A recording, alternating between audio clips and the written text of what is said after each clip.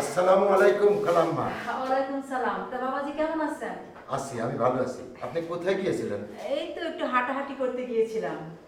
তা ঠিক, সকালবেলা হাঁটাহাঁটি করা কিন্তু শরীরের জন্য ভীষণ উপকার। হ্যাঁ, তা আমি জানি। তা বাবাজি, আপনার সঙ্গে আমার কিছু জরুরি কথা ছিল।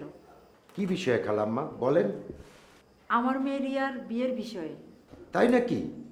তাহলে নিশ্চয়ই রিয়ার বিয়ে ঠিক হয়ে গেছে খালাম্মা। বিয়ে ঠিক হয়েছে ঠিক তা না, পাত্র যেহেতু সামনেই আছে তাই যে কোনো মুহূর্তে বিয়ে ঠিক হয়ে যেতে পারে।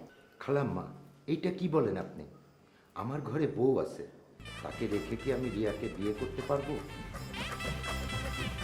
বাবাজি, আমি কি আপনাকে একবারও বলেছি রিয়াকে বিয়ে করার কথা? হিট হয়ে গেলাম তো।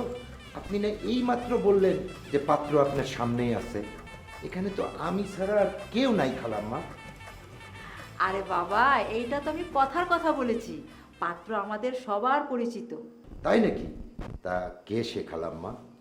আজ আর বলছি না, কারণ আপনার জন্য স্পেশাল সারপ্রাইজ থাকলো। না না খালাম্মা, আপনি বলেন, প্লিজ বলেন। না বললে আমি টেনশনে পড়ে যাব। রিয়াকে তো আপনি ছোট বোনের মতো জানেন, ভালোবাসেন, তাই না?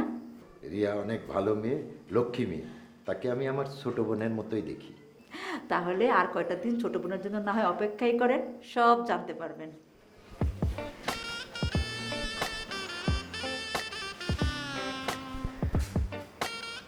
লেবার, কি গ্যারা কলে পড়লাম?